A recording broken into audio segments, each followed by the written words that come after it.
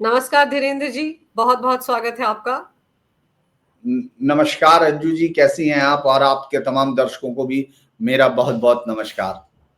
बिल्कुल ठीक ठाक हूँ और आपसे समझना चाह रही हूँ कि राहुल गांधी कौन सी राजनीति कर रहे हैं। अभी तो विदेश जाकर आए हैं, वहां पर जमकर रायता फैलाया और अब बिहार विधानसभा चुनाव से पहले इंडी गठबंधन में सीटों के बंटवारे को लेकर एक तरफ तो मारामारी मची हुई है और दूसरी तरफ राहुल गांधी दलित कार्ड खेलने के लिए चंडीगढ़ पहुंच गए हैं।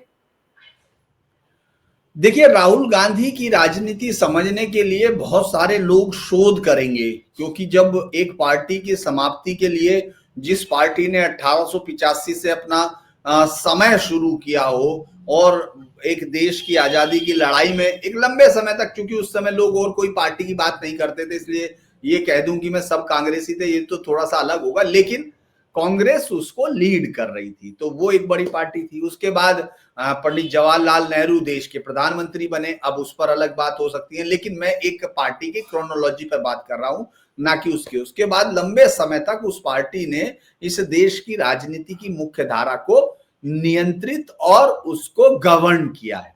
तो अगर मैं ये देखता हूं कि राहुल गांधी के सिर पर उसका श्रेय होगा कि उन्होंने एक पार्टी जो सत्ता में आ रही थी और जा रही थी, ये नहीं है कि भाई वो लगातार, क्योंकि आपने देखा बीच में अटल बिहारी वाजपेयी आ गए, उसके बाद फिर पार्टी दो बार खुद आ गई, मनमोहन सिंह प्रधानमंत्री बने, लेकिन उनको शायद ये श्रेय जाएगा कि वो ऐसी उन्होंने राजनीति की कि जब तक उनकी पार्टी उनको समझ पाती और वो पार्टी को समझ पाते तब तक ये चैप्टर क्लोज हो गया। तो अगर उनकी राजनीति की बात तो यही है, क्योंकि उनके बराबर वाले नहीं समझ पा रहे कि वो क्या करना चाह रहे हैं, क्योंकि जब इतना अहम चुनाव हो, बिहार का चुनाव हो रहा है, बिहार में राजनीति के नूतन प्रयोग होते हैं, आप ऐसे वक्त में एक यात्रा निकालते हैं और उसके तुरंत बाद आप कहां चले जाते हैं? अरे भाई वर्मा चले जाते, बराबर में नेपाल हो जाते, और नहीं तो बांग्लादेश ही हो जाते, कहीं तो हो जाते, लेकिन आप कहां पहुंचे? लैटिन अमेरिका, पेरू, बोलाविया या इस तरह कोलंबिया, इन सबको यहाँ का हिंदुस्तान का आदमी सिर्फ नशे की तस्करी के स्वर्ग के तौर पर जानता है, और चूंकि जब से ओटीटी आ गए हैं तो वो समझ गया नार्कोस क्या है ना, या फिर वो फुटबॉल के लिए उन देशों को जाना जाता है। लेकिन बहुत सारे लोगों को ये उम्मीद थी कि राहुल गांधी बिहार से माइग्रेट किए हुए वोटर्स को खोजने वहां पहुंचे हैं, ताकि वो एक तुरुप का इक्का लगा सके, क्योंकि लोग तो भाई चुनाव तो बहुत करीबी सीटें थी ना, लगभग 1 दर्जन के करीब। अंजू जी, आप उनकी प्लानिंग नहीं समझ पा रही है, वहां 1000 से कम वोटों पर फैसला हुआ। तो राहुल गांधी जानते हैं कि अगर ये 1000 वोटर है, तो उनको किसी ने बताया कि सबसे ज्यादा माइग्रेशन एक राज्य से होता है जो रोजगार के लिए है, वो है बिहार। तो उन्होंने सोचा कि आसपास तो ये सब बुला लेंगे, क्योंकि लोग कहते हैं भट्टों से आते हैं वोट डालने, जो दिल्ली से जाते हैं बिहार के लोग अब इस समय वोट डालने पहुंचेंगे, ये हमेशा से होता रहा है। तो उनको ये किसी से ये समझ में आया कि शायद लैटिन अमेरिका में जो बिहार के लोग पहुंचे हैं, अगर मैं उनको वापस ले आऊं तो शायद हम लोग इन 11 सीटों को जीत जाएंगे और विपक्ष जो है हिल जाएगा, मतलब सत्ता पक्ष हिल जाएगा। तो वो उनकी राजनीति वो है। अब रही बात कि वो चंडीगढ़ पहुंच गए, दरअसल जब उनका वोट चोरी का मुद्दा सुप्रीम कोर्ट में भी उसकी धज्जियां बिखर गई। अगर मैं ये कहूं कि एक राजनेता के, मुझे एक पत्रकार के तौर पर थोड़ा सा हमेशा बैलेंस रहना चाहिए, ये हम लोगों ने पत्रकारिता की पाठशाला में सीखा है, लेकिन कई बार मुझे लगता है कि क्या सच कहना भी, मतलब सच को देखना चाहिए एक पॉलिटिशियन के तौर पर। क्योंकि मैंने राहुल गांधी की उस चुनावी यात्रा को अंजू जी, जब मैं आज तक में था, आप भी थी, उस वक्त की उनकी पहली याद है मुझे, जब चुनाव लड़ने की घोषणा की थी, उस वक्त मैं ही था अपने चैनल की तरफ से शाहजहानपुर में, हम लोगों ने उस पहली रैली से सुना मैंने। उसके बाद वो संसद में जब पहली बार बोले, मेडन स्पीच दी, तो उन्होंने मेरी स्टोरी के साथ ही उसी स्टोरी पर उन्होंने पहली मेडन स्पीच अपनी पार्लियामेंट में दी। तो इसीलिए मैं उनकी इस राजनीतिक यात्रा को बहुत गौर से और करीब से देखता रहा। अब उनका मुझे ये समझ में नहीं आ रहा था कि जब वो वोट अधिकार यात्रा निकाल रहे थे तो वो उसको लेकर कितने सिंसियर थे। हालांकि वो तो सिंसियर रहे होंगे, लेकिन उनकी पार्टी के नेता कितने सिंसियर थे, जिनको ये मालूम है कि एक मुद्दा ही नहीं है। अब उन्होंने जिस बड़े जोर शोर के साथ जिस मुद्दे को, यानी कर्नाटक को आपने देखा होगा, उसके बहुत दिन तक पत्रकारों की एक जमात जो है, जिसने ये तय कर लिया है कि पत्रकारिता सिर्फ यही है कि प्रधानमंत्री मोदी को गाली देना है और उनके खिलाफ जो भी है राहुल गांधी के लिए वो जो कर सकते हैं उनको वो करना है। तो अगर हम ये देखते हैं कि इस पूरी लड़ाई में उनके पास जो सबसे बड़ा हथियार था उसको सुप्रीम कोर्ट ने हवा निकाल दी।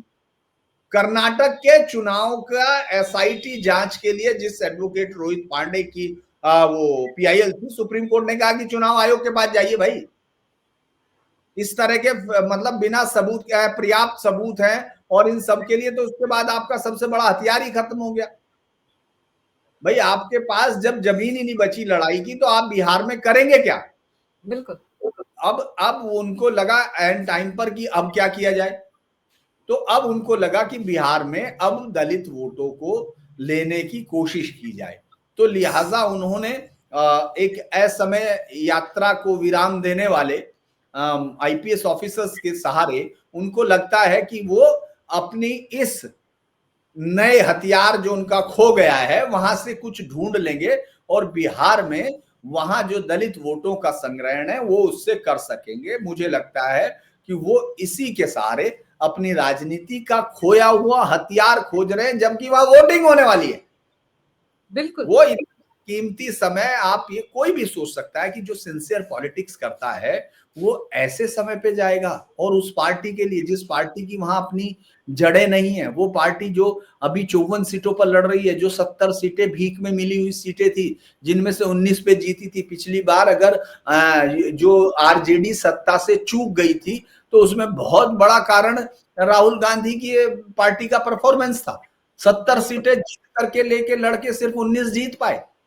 तो ऐसे में आपको अपनी पार्टी का मनोबल बढ़ाने के लिए बिहार में, कम से कम बिहार में नहीं रहते, देश में रहते, अब उनके आधे से ज्यादा पार्टी के प्रवक्ता सिर्फ यही बचाव करने में लगे रहते थे कि साहब कोलंबिया में उन्होंने कितनी बड़ी बात कह दी, साहब वहां पेरू में उन्होंने क्या कर दिया, साहब वहां बहुत बड़े लोगों ने, और जनतंत्र की, मैं बहुत सारे लोगों को देखता हूं जो यूट्यूब पर फेसबुक पर कह रहे कि साहब ऐसा होता है नेता जो सर नहीं सुनता है, जैसा होता है नेता। दरअसल भाई नेता वही होता है जो चुनाव जीत के ले आए, नेता वही होता है जो पार्टी को कोई पॉजिटिव आइडिया के साथ आगे सेल कराए। बिल्कुल बिल्कुल पॉजिटिव आइडिया के साथ आगे चला है। ये जो रोहिंग्या बचाओ यात्रा थी इसके आगे भी तो जाना चाहिए था ना। वो यात्रा खत्म करने के बाद तुरंत विदेश भागने की जरूरत नहीं थी।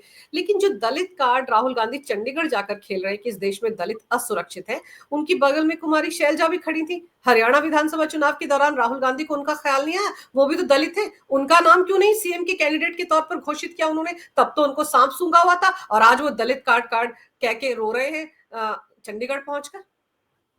देखो एक बात बड़ी इंटरेस्टिंग है कि हरियाणा की राजनीति में जातिवाद का कार्ड बहुत लंबे समय से चलता है, कोई वो नहीं है कि ये है, क्योंकि वहां पॉलिटिक्स भी आपने देखा होगा एंटी जाट पॉलिटिक्स को मूव किया गया था। अगर बीजेपी का गणित देखते हैं, क्योंकि जाट वोट जो है या तो वो देवीलाल के साथ था जो हार्डन वोट, या फिर उसने कांग्रेस की तरफ, और कांग्रेस की अगर आप देखेंगे रणदीप हुड्डा, फिर उसके बाद भूपेंद्र हुड्डा, और फिर अब उनके बेटे दीपेंद्र हुड्डा, और हुड्डा परिवार को इस बार इतना वो दे दिया गया था, इतनी ताकत दे दी गई थी कि शैलजा बार बार अपने अपमान, अपनी असहजता और उसको पार्टी हाईकमान को बता रही थी।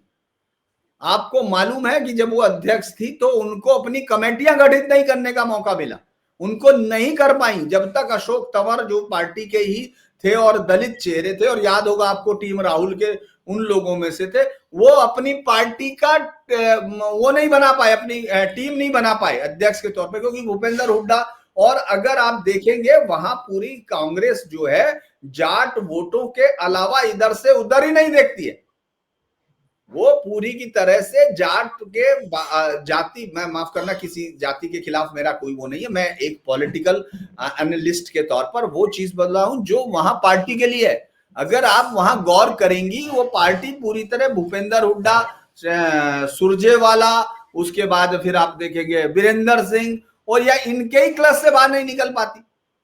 लेकिन वहां उनको ये एक्सपेरिमेंट याद नहीं आता, उनको ये लगता है कि साहब हम जो है यहां अब कर देंगे। और देखिए बहुत सबसे बड़ी बात यह है कि भले ही वो अब हरियाणा में कोई चुनाव नहीं, और हरियाणा में बीजेपी के लिए, कांग्रेस के लिए बहुत बड़ा स्पेस नहीं था, जिस तरह से वहां तीसरी बार सरकार आई, वो एक बड़ा कारण था, जबकि एक बहुत ही अलोकप्रिय मुख्यमंत्री वहां था, मनोहर लाल खट्टर, जिसको मैं ये कहूंगा कि जिसका जनता से कोई कनेक्ट नहीं था, जो अपने कार्यकर्ताओं को ये कह सकता था मुकुट पहनाने के वक्त, वो बेचारा चांदी का मुकुट पहना रहा था पिछली बार, वो उससे पिछले चुनाव में, मैं हंसते हुए बड़ा वो हो गया, मुझे लगा ये कैसे राजनीतिक है और कैसे लोगों को लीडर बनाती है पार्टी। लेकिन ठीक है भाई, जनता उनको चुनती है, तो वो उसको मुकुट चांदी का पहना रहा है तो उसको कह रहा है कि मैं तेरा फरसे से गर्दन काट दूंगा, वो फरसा हाथ में ले रहा था। तो इस तरह के लोगों की अलोकप्रियता, इसके बावजूद भी अगर आप तीसरी बार चुन गए तो इसका मतलब है कि पार्टी, वो जो जनता है, वो कांग्रेस की नीतियों से इतनी ज्यादा त्रस्त थी कि एक पार्टी को तीसरी बार चुन रही है, और वो भी नायब सिंह सैनी जो एकदम नए चेहरे थे। तो बिल्कुल। मेरा कहने का अर्थ ये है कि जो बीजेपी के, मतलब कांग्रेस की जो ये दलित पॉलिटिक्स है या वो है, वो बहुत पहले बिखर चुकी। अब वो भले ही उनके बहुत सारे, मुझे याद है, प्रवक्ता वो शुरू हो जाएंगे, उनके प्रवक्ता कई बार तो मुझे लगता है एक ने तो बल्कि उनको नोबेल प्राइज देने की भी शायद कुछ डिमांड कर दी थी, वो उसने कहा है कि उन्होंने बहुत बड़े काम किए हैं। तो वो सारे प्रवक्ता कुछ और भी कर सकते हैं, क्योंकि उनको लगता है कि राहुल को डिफेंड करना ही पार्टी को डिफेंड करना है। दरअसल अगर आप गौर करेंगे तो इस पूरे चुनाव में भी बिहार में बहुत बड़ा से कांग्रेस का नहीं है। कांग्रेस के पास ले देकर तेजस्वी के साथ रहने का ही एकमात्र विकल्प है।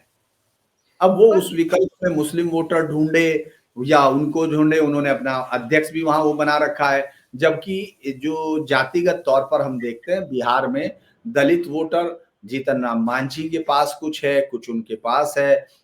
जो चिराग पासवान लगभग 5 से 6% वोट रखते हैं, कुछ वोट जेडीयू को जाता है। तो एक कोई कांग्रेस के पास उसका ना लीडर है ना कोई नाम है, हालांकि उन्होंने पार्टी अध्यक्ष बना के, और मैं इस बात की मुझे इस बात की उम्मीद है, मैं ये तो नहीं कह रहा कि मैं गारंटी, क्योंकि मेरे पास गारंटी लेने के लिए कुछ है नहीं, मेरा क्या है, मैं तो एक पत्रकार हूं, ऐसे बहुत हजार होंगे। लेकिन मैं इस बात की गारंटी अपने हिसाब से कह सकता हूं कि बहुत सारे प्रवक्ताओं को उनका नाम याद नहीं होगा जो वहां उन्होंने पार्टी अध्यक्ष बना रखे हैं। तो ये जो जिस तरह की पॉलिटिक्स वो कर रहे हैं कि भाई दलित चेहरा, ये तमाम चेहरे, और वो सिर्फ कागजों पे बहुत सुंदर लगती है।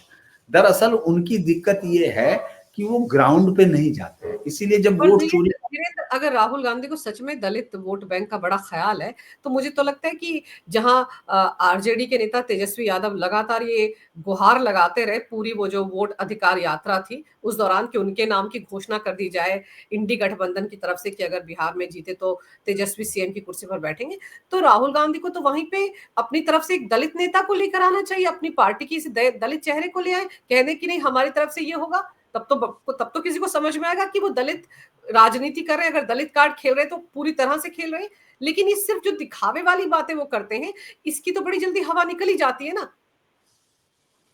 देखिए वहां भले ही, मैं ये कह रहा हूं, वहां तो चलो मान लेते हैं कि आपके पास कोई लीडरशिप उस तरह की नहीं है, भले ही आपने नाम दिया है, लेकिन आप अपने एजेंडे में कुछ ऐसी चीजें जरूर शामिल करते जो दलितों को, हालांकि एजेंडे में शामिल करने का इसलिए बहुत मुश्किल, वो नहीं है, बहुत बड़ा कोई उसका अर्थ इसलिए नहीं है कि कांग्रेस की जो पहली पॉलिटिक्स है, वो अगर आप गौर करते हैं तो वो बहुत लगभग लगभग 70s के बाद से ही कांग्रेस के वोट बैंक के तौर पर मुस्लिम, दलित और ब्राह्मण्स, इन वोट बैंक को एक कांग्रेस का बड़ा वो माना जाता था। ये अलग बात है कि इसी कांग्रेस ने जब चुनाव लड़ा तो इंदिरा गांधी के समय भी आपको याद होगा एक नारा दिया गया था, न जात पर न पात पर मोहर लगेगी हाथ पर।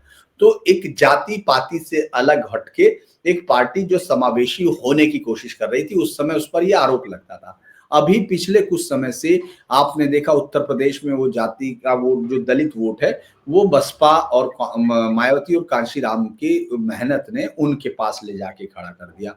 अलग अलग राज्यों में उसने अपने अलग अलग जो है नायक चुन लिए।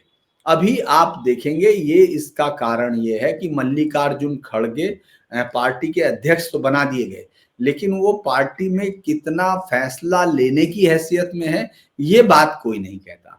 तो इसीलिए बिहार बिल्कुल। में तो चलिए मैं मानता हूं कि भाई गठबंधन में उनका बहुत से नहीं है, उन्होंने क्यों नहीं किया, ये मैं एक और बड़ी मुझे लगता है कि उनकी राजनीति की जिग्सा पजल जो इतनी लेकिन सारी। लेकिन पार्टी में दलित अध्यक्ष का कितना मान सम्मान होता है, वो वायनाड की तस्वीर याद कर लीजिए ना। जब प्रियंका वाड्रा नामांकन पर्चा दाखिल करने के लिए गई थी, दरवाजे के बाहर मल्लिकार्जुन खड़गे खड़े थे, अंदर झांक झांक कर देख रहे थे। तो जिस पार्टी के दलित अध्यक्ष का ये हाल हो रहा हो, वो दलित वोट बैंक के लिए चंडीगढ़ जाकर राजनीति कर रहे हो, ये सबको समझ में आ रहा है। लेकिन एक चीज और है, उनके वहां जाने की वजह साफ है कि भाई देखिए, हरियाणा में तो सरकार बीजेपी की है, एनडीए की सरकार है, और अगर किसी और राज्य में एक घटना हुई होती तो ये पक्का वहां तो नहीं जाते। अब अगर इनको इतनी चिंता है, अभी 2 दिन पहले महिला अधिकारों का रोना रो रहे थे प्रियंका वाड्रा और राहुल गांधी, दोनों एक्स पर बड़ी बड़ी बातें लिख रहे थे कि वो तालिबान के एफएमआई हैं, उन्होंने अपनी प्रेस कॉन्फ्रेंस में महिला पत्रकारों को नहीं बुलाया। आप सोचिए, और पश्चिम बंगाल जो कि इंडी गठबंधन का ही हिस्सा है, तृणमूल कांग्रेस, वहां पर जिस तरह से एक मेडिकल की छात्रा के साथ गैंग रेप हो गया, वहां को लेकर तो एक भी स्टेटमेंट प्रियंका वाड्रा का भी नहीं आया, राहुल गांधी का भी नहीं आया। अगर चिंता उनको महिला अधिकारों की थी तो वहां भी एक चक्कर लगाए थे लगे हाथ। देखिए, बहुत ही इंटरेस्टिंग चीज ये है, अगर हम लोग गौर करते हैं कि राहुल गांधी की पॉलिटिक्स या उनकी बहन प्रियंका गांधी की पॉलिटिक्स, प्रियंका वाड्रा गांधी, एक बड़ा इंटरेस्टिंग है। खैर अब आप वो लोग, मैं कुछ नहीं बोलूंगा वरना आप भी मेरे पर हो सकता है सवाल करने लगेंगे। लेकिन ये जो एक अलग सरनेम है, तो उनको मुझे लगता है कि वो लोग ये भूल जाते हैं कि ये देश जो है विदेश नीति में ज्यादातर राष्ट्र की एक नीति के साथ चलने वाला, लेकिन पिछले कुछ समय से प्रियंका गांधी वाड्रा को लगता है कि पैलेस्टाइन के साथ बहुत हो रहा है। वो अक्सर बैग लेके पहुंच जाती हैं ये दिखाने के लिए कि साहब वो इतनी चिंतित है। और ये, इसके अलावा आप देखेंगे कि राहुल गांधी, इनको तालिबान और उसमें कितनी समझ होगी, मुझे ये थोड़ा सा शक है।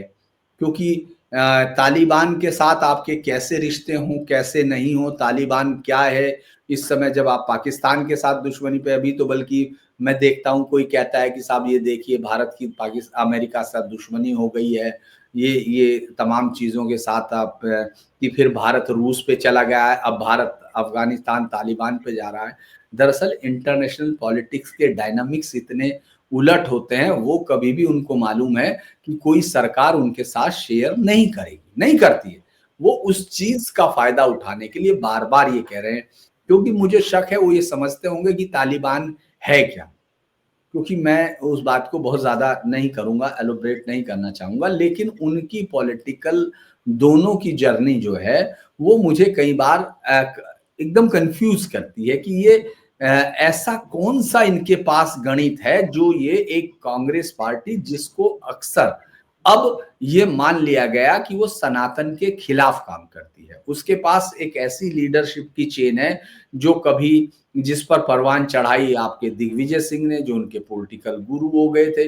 राहुल गांधी उन्हीं की पाठशाला में तमाम राजनीति के गुण सीखे हैं, ऐसा मैं नहीं कह रहा, आप अगर जाएंगी तो नेट पे मिल जाएगा, और बल्कि उस वक्त आप भी रिपोर्टिंग कर रही थी तो आपने देखा कि वो किस तरह से थे। वो जनाब इतने बड़े नायक थे कि वो 26/11 में महज कुछ दिन बाद ही अजीज बर्नी नाम के एक ऐसे पत्रकार को, जिसको इसलिए हटाया गया था क्योंकि उर्दू में कश्मीर में हिंदुस्तान के खिलाफ कुछ कुछ लिख रहा था, क्योंकि वो कोई पढ़ते नहीं थे, जब बाद में किसी ने पढ़ के बताया तो उसको चैनल से निकाला गया। उस आदमी ने इस पूरी 26/11, जबकि देश में पकड़ लिया गया, कसाब पकड़ लिया गया, इसके बावजूद उस आदमी ने लिखा कि 26/11 के पीछे आरएसएस का षड्यंत्र है। इस तरह की देशद्रोह, मतलब इसमें तो कोई पत्रकारिता या अभिव्यक्ति की आजादी का कोई मतलब नहीं, ये सीधे तौर पर साजिश थी।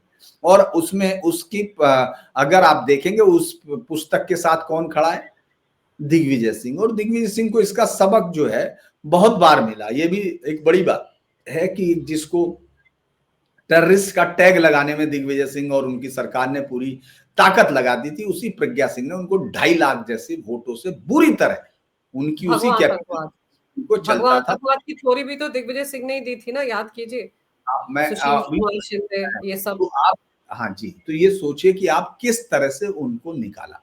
उसके बाद फिर आप दूसरा देखेंगे, फिर अभी आज की डेट में सिद्धारमैया कांग्रेस में वो कितनी बार ये कोशिश कर चुके हैं आइंदा की तरह, कि वो इतने खतरनाक तरीके से, मतलब वो दिग्विजय से आगे चला गया। वो ये चाहता है कि हिंदू धर्म और टुकड़ों में बंट जाए, मतलब हिंदू वोट से मतलब नहीं है, हिंदू धर्म को इतना इररिपेयरेबल नुकसान पहुंचा दूं ताकि मुझे जो है याद रखा जाए।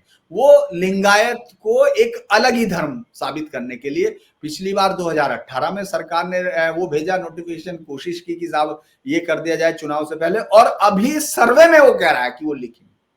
तो दरअसल ये चीजें लोगों के मन में संदेह प्रकट कर रही हैं, ये लोगों के मन में राहुल गांधी की पॉलिटिक्स को लेकर और कई सवाल कर रही हैं। और लेकिन ऐसे में धीरेन्द्र, जैसा कि मैंने इसी सवाल में पूछा था कि हरियाणा में एनडीए की सरकार है तो राहुल गांधी दौड़े दौड़े वहां पहुंच गए, लेकिन पश्चिम बंगाल नहीं जाएंगे जहां पर अभी हाल ही में एक मेडिकल की छात्रा का, एमबीबीएस की छात्रा का गैंगरेप हुआ है, उसका हालचाल जानने वहां नहीं जाएंगे। उसके बारे में दोनों भाई बहन ने टीका टिप्पणी नहीं की सोशल मीडिया पर, उसको लेकर पूरी तरह से खामोशी है। सिलेक्टिव सिंड्रोम से ग्रस्त है ना ये पूरे के पूरे लोग।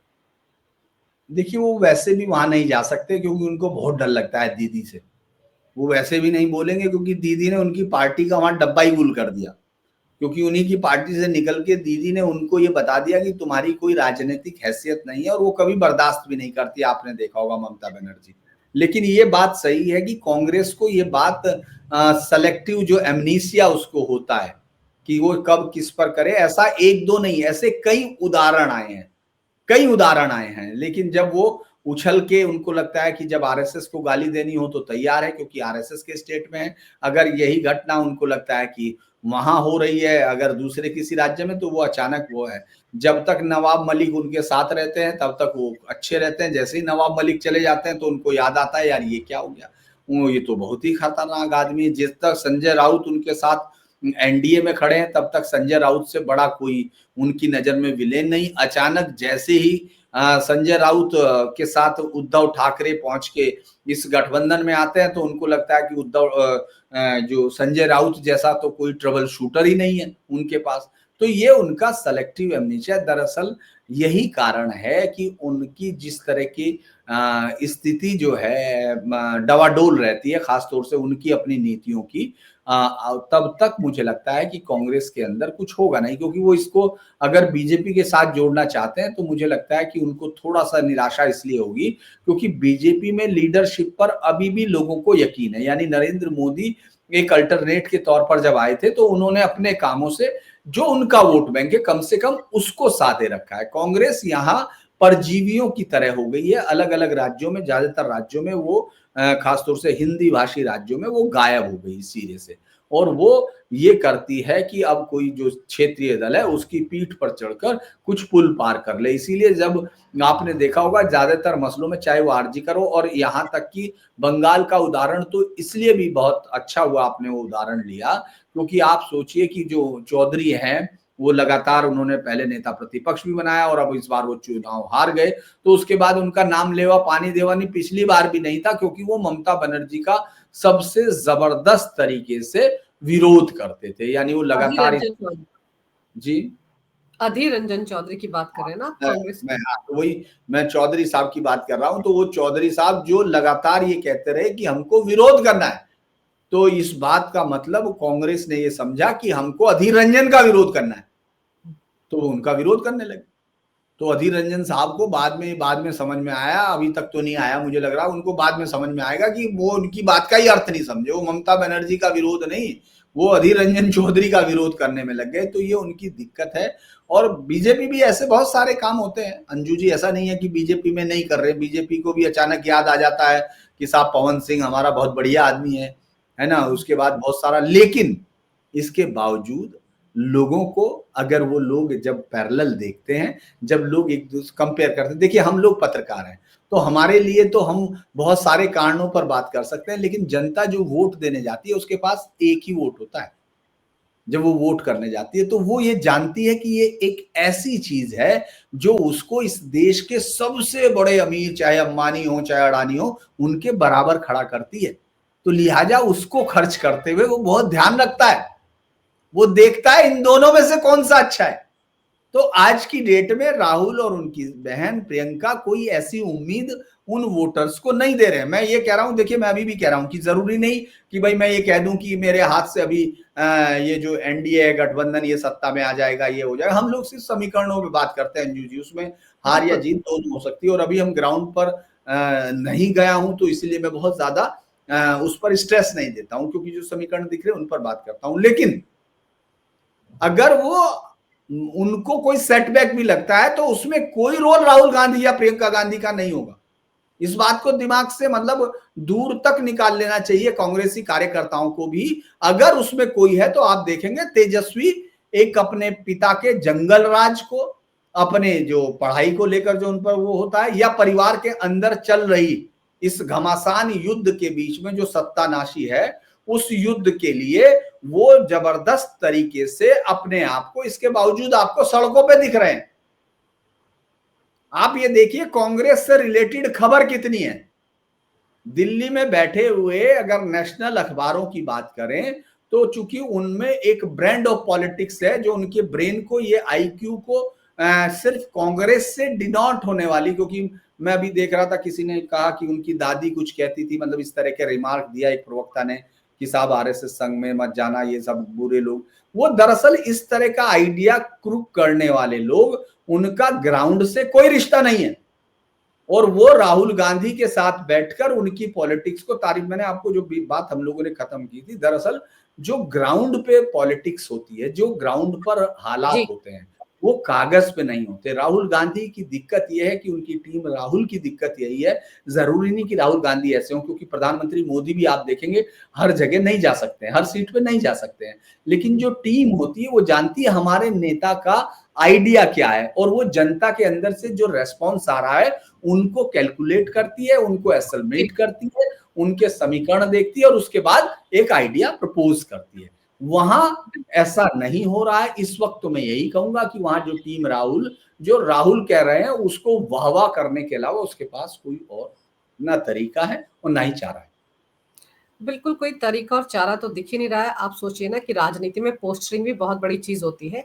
आप चुनाव से ठीक पहले चले जाएंगे विदेश यात्रा पर, वहां जाकर देश को बदनाम करेंगे, लोकतंत्र खतरे में है, मुस्लिम जमात खतरे में, अब दलित खतरे में है, फिर अचानक से बाढ़ आ जाएगी ऐसे ऐसे इंडेक्स की जो कहेंगे हाँ हाँ भारत में तो अल्पसंख्यक खतरे में है। तो ये सारा प्रोपेगेंडा करने से कुछ हासिल नहीं होता है। कम से कम आपको, अगर आपने यात्रा निकाली थी तो कम से कम वहां बिहार में जाकर जगह जगह जाकर अपनी चुनावी रैलियां करनी चाहिए थी, लोगों से मिलना चाहिए था, ग्राउंड पर उतरना चाहिए था। लेकिन शायद राहुल को लग रहा है कि हरियाणा में जिन हालात में एक आईपीएस की मृत्यु हुई है, उन हालात का फायदा उठाया जाए और दलित कार्ड खेला जाए। शायद मुस्लिम वोट बैंक जो थोड़ा छिटक गया है उसके साथ साथ दलित वोट मिल जाए तो शायद बात बन जाए। शायद इसी उम्मीद के साथ राहुल गांधी वहां पहुंचे हुए। लेकिन सवाल उनसे फिर यही है कि महिलाओं की सुरक्षा की बात भी वो करते हैं, तो महिलाओं के मुद्दे पर भी अपनी जुबान खोलते और पश्चिम बंगाल की तरफ भी देखते। आपने समय निकालकर इस विषय पर बहुत ही अहम जानकारी मेरे दर्शकों को दी। धीरेन्द्र जी, आपका बहुत बहुत धन्यवाद। नमस्कार। भारत माता की जय हो। जय हिंद। जय हिंद।